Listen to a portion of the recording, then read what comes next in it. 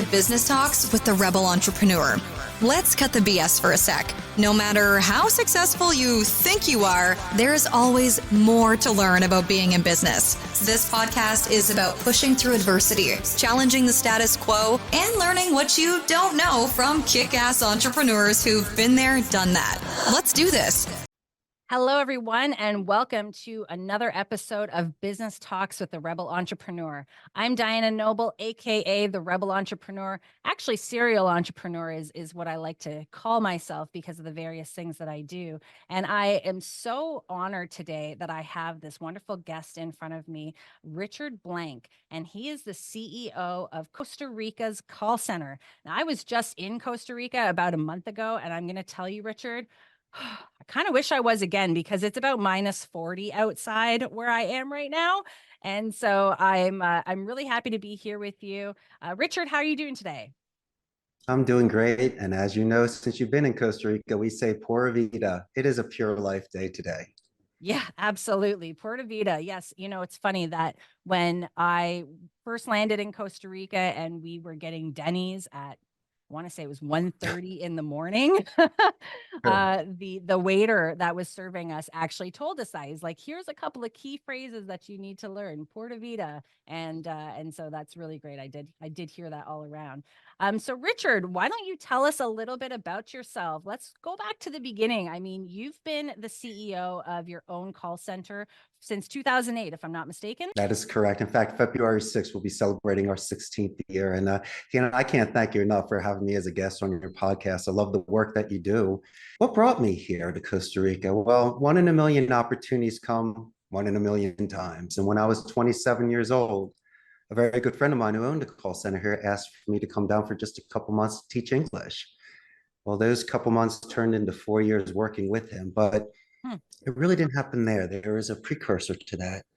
When I was raised in Philadelphia, Northeast Philadelphia, actually, when I graduated the proud Abington High School, there's some pressure there. A lot of my friends were going on to Ivy League to study medicine and law, and I just didn't have the maturity. I didn't have the grades for Ivy League. I didn't have the structure nor the discipline. And I also had to be responsible because that's a lot of cash and a lot of time. And there's a lot of friends of mine that went to school for one thing and now they're doing very well selling real estate and they didn't have to go to college.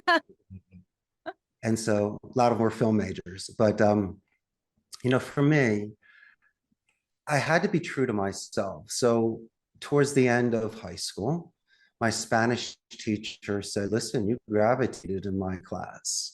Why don't I do this? I'll write you a college recommendation letter. So maybe that might assist you in some of your decisions. And then the late principal, Norman Schmidt, wrote me a recommendation as well, which offset my average grades and got me into the University of Arizona. I was a Spanish major. And I also interned for Telemundo for a couple of years. Post-grad, I worked for the importers of Corona. So, my friend, you build on momentum. You get these checkpoints, these reinforcements. And it just wasn't a fun parlor trick where my parents said, it's cute for 5 minutes. This was something I really wanted to learn. I'm an Anglo-Saxon. This was a second language. Yeah, for sure. I mean, going back 2 generations, sure, our grandparents came from Europe at the turn of the 20th and they had to learn English, but that was my main argument. When I said that I wanted to move abroad, and I wanted to study Spanish, I said, we're nomads. It's part of our blood. It's part of our tradition. And obviously you can see I love it. And it's not a forced march, and I'm dedicated practice, and I'm getting better at this. Just because you can't speak Spanish or you never moved abroad to start a company, I understand the fact that you have an opinion, but you don't have facts. You've never lived it. And so my greatest challenge, besides family guilt and also pressures, was that I had nobody to really compare notes to. Right. So this was really putting your chest out there and being bold and brave and choosing that direction to swim. And so I was willing to do it because the most important thing is to look at yourself in the mirror at the end of the day and realize, regardless of the outcome, you did things with honorable intentions and you're still holding the course. And for me, this was just a luxury, and the stars became aligned.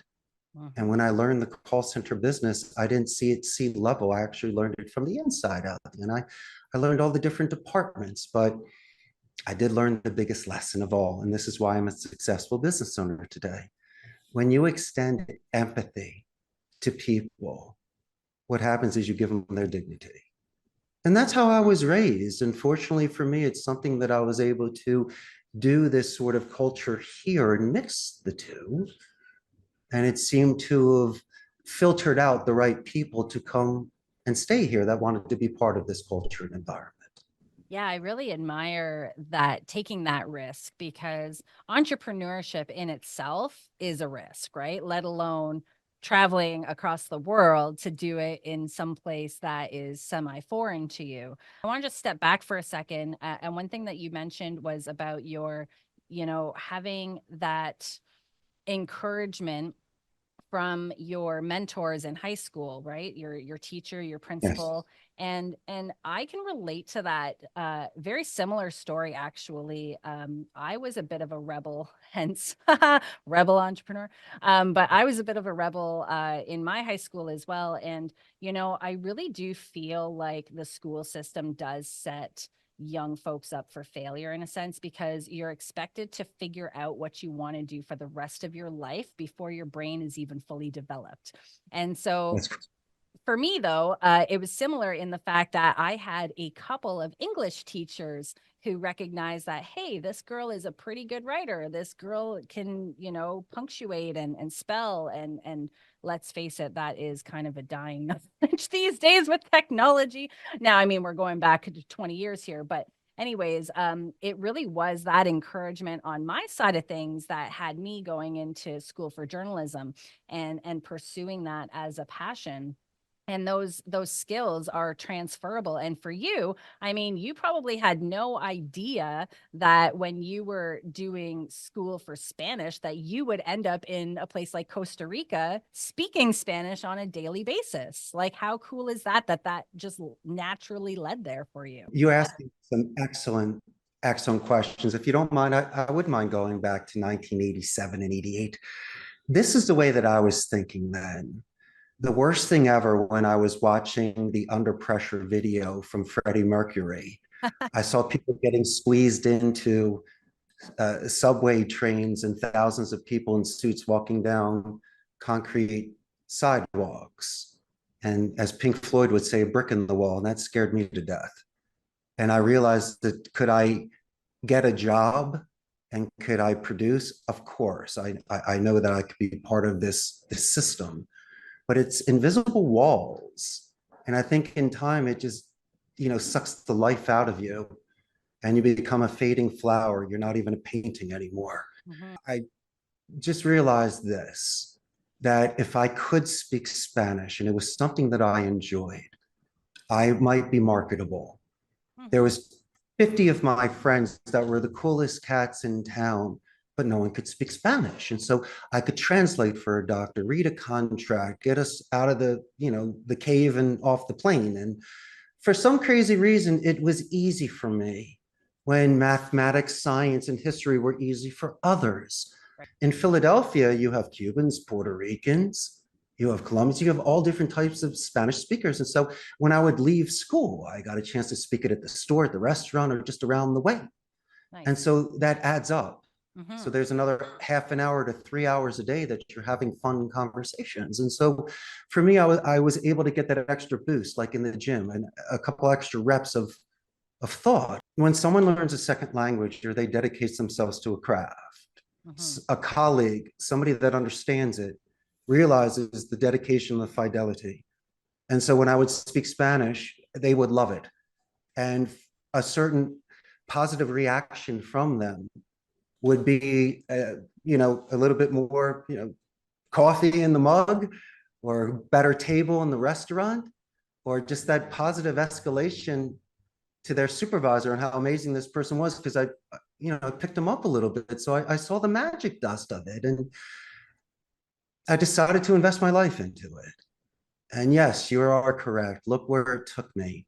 Yeah, I really do believe in serendipity in a sense, right? It's like, you do one thing over here, And then, wow, look at where it ends up going over here. And like Right? that path that you never would have been able to forecast, but that Yeah. it all ends up being somewhat linear in a sense. Like there's certain aspects of your life that end up being linear just by chance without much thought to them. And it sounds like that's the situation for you. And for me, I always joke that I'm a journalism college dropout who ended up owning her own newspaper, because that's kind of what ended up happening for me. Never would have thought, being in high school, having that encouragement from those English teachers, going to journalism school, dropping out, and then several years later owning a newspaper. Like it's just, it blows my mind sometimes, right? And for you, I mean, you just went and started out at a call center in a place where you already knew the language, and then you ended up opening your own call center many years later. So tell me a little bit about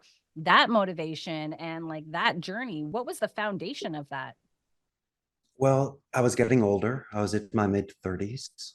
As much as I wish I started this in my 20s, I didn't have the maturity or impulse control nor the capital. But as I mentioned before, there are certain times when we might be misstepping. And sometimes you get this shiny thing that moves you over to the right a little bit. And so, how many times does someone have to smack me in the face and say, yo, man, this is where you need to go? How many hints do I need to give you? And I looked up and I said, okay, I'm going. Responsibility, I never did C-level before. No one ever taught me that. And so after working at my friend's center for 4 years, I mentioned learning retention, customer support, onboarding, SEO, training, you name it. It was great. So that was my 4 years of graduate school. Really good investment of time. Could I have made more money doing something else? Yes, but sometimes you got to do a trade-off. If Mm-hmm. you're working in that blacksmith shop with the best guy in town that makes the best horseshoes, you'd be foolish not to be a squire to that knight. And so I was in an environment with some incredible bilingual speakers and experts in IT, individuals with decades experience in the labor law in Costa Rica that could answer my questions. It's beautiful. Mm-hmm. So when I left the center, what do? I just can't turnkey a penthouse place with limousines and all the bells and whistles. So I was smart. I rented a turnkey station from a blended center, which is more of like an enhanced internet cafe. They're all over Costa Rica. This was back in 2007, okay, 2008. And so what happened was I didn't pay for this overhead. Someone else did. Right. So I could just rent that station, turnkey with the computer, some coffee, some toilet paper, and some lights and water. I can pay the taxes, pay the margin, and just scale accordingly. And so I had to pay that premium for at least 2 years till I had the stability of certain clients and some capital. And then when I left, I rented out space to grow to about 150. And it's interesting because you can buy used equipment for a fraction of the cost because there is a turnover in centers. Mm-hmm. So I was paying pennies on the dollar to buy really good equipment and furniture. It's an excellent way to scale a business. I never overextended. I Mm-hmm. always made sure to live and act my wage, be responsible with the taxes so I could sleep at night. And then when I really had the capital and the stability, we purchased a building, put a third floor on it, and built it out for up to 300 seats.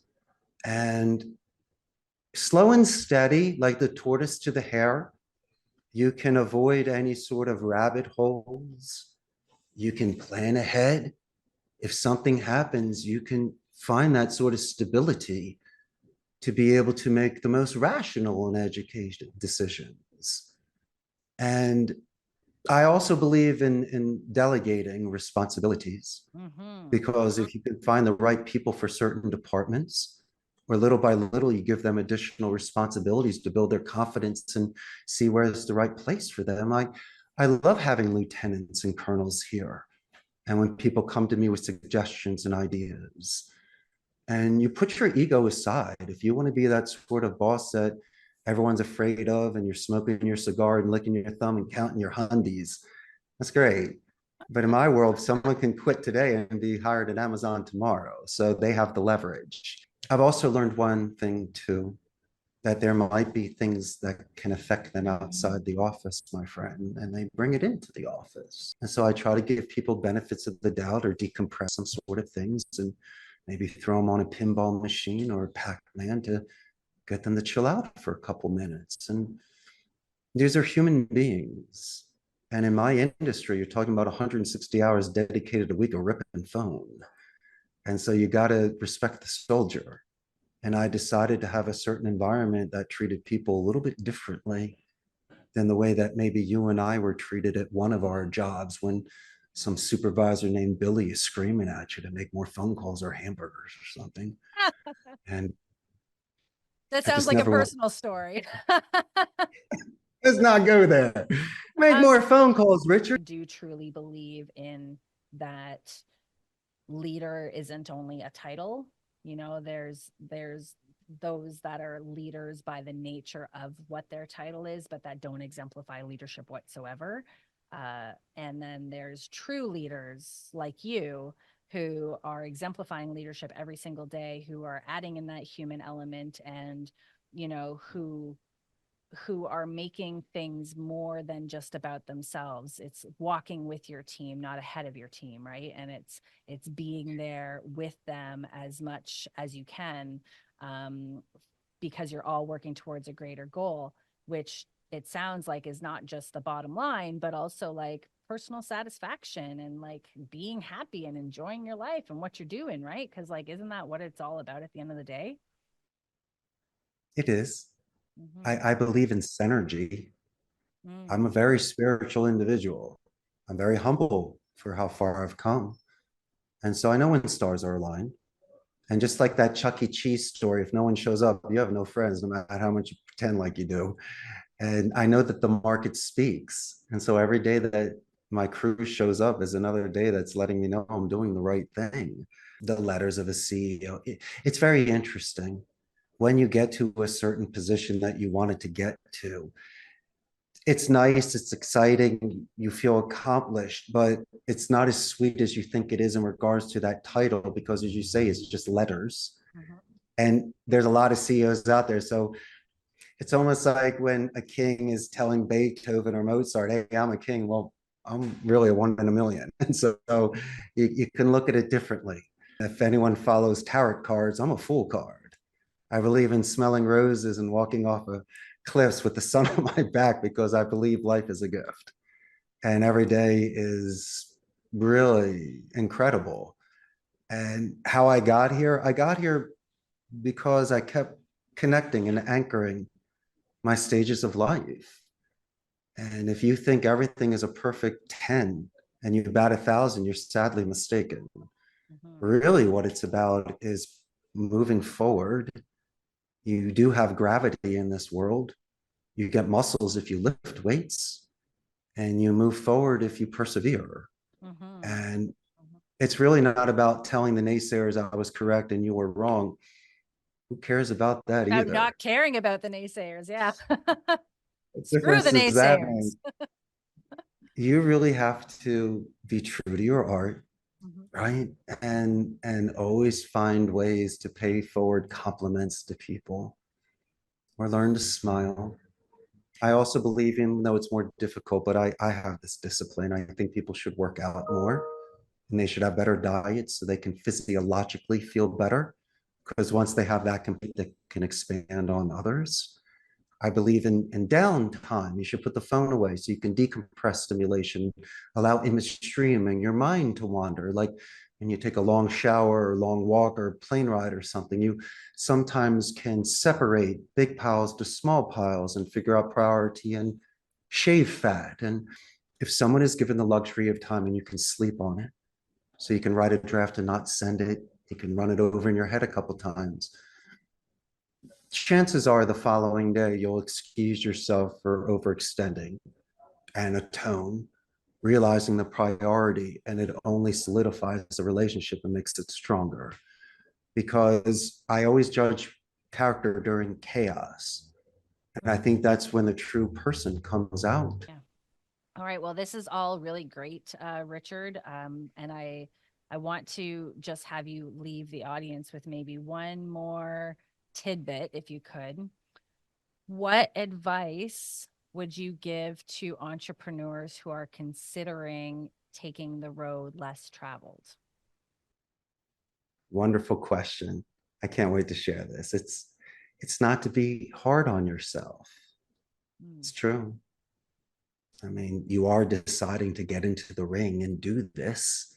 So accept the gold or accept the loss. I mean, it just goes both ways. But as John Wayne says, you're willing to die with your boots on, and I respect that. I've always clicked my heels and come home and easily got a job. That would have been fine. But then again, I would have regretted for the rest of my days for not even trying. I also believe in, if you are responsible with your finances and family, then maybe try this second job or opportunity or investment where you're offsetting that time. And because for me, you work 80 hours, so one day you don't have to work 40. I'm going to retire soon. I don't have to work 40 anymore. So if you're able to put in an 80-hour work week and have time management, then you are capable of starting running a company, and then you just start moving that time and start bringing people in. By all means, go for it. So then we can watch you on this amazing podcast and hear your story. I always like to say, if it's something that you're going to still be thinking about doing 5 years from now, as in like, what if I had have had the courage? What if I had have taken this risk? Then go for it, because nothing is worse than being on your deathbed thinking about, oh man, all the things I could have done. But if it's something that, like tomorrow you could get over it, well, then maybe it's not the right thing for you, and really just decide that for yourself. Well, thank you very much, Richard, for your time. Really appreciate it. If anybody is interested in working with you in the future, being your employee, moving to Costa Rica, taking a chance, how do they get in touch with you? And thank you enough once again for being a guest. Now, I have a very large Facebook fan page, Costa Rica's Call Center. It's got 127,000 local Costa Ricans here. And since you've been to Costa Rica, now you're going to be super famous. I got 1,000 suggestions for your audience that wants to buy a ticket and come visit me. As I mentioned, you have a great podcast. You ask amazing questions, and I hope I was able to shed some light in regards to my crazy vision quest that I took. All right. Thank you so much, Richard. And this has been another episode of Business Talks with the Rebel Entrepreneur. And that's a wrap. Thanks for tuning into Business Talks with the Rebel Entrepreneur with your host, Diana Noble. If you like this episode and want more business tips from the Rebel herself, give @Noble Choice Coaching a follow on Facebook and Instagram. Have a topic you want covered on a future episode? Reach out and let's do it. Now, go kick some ass.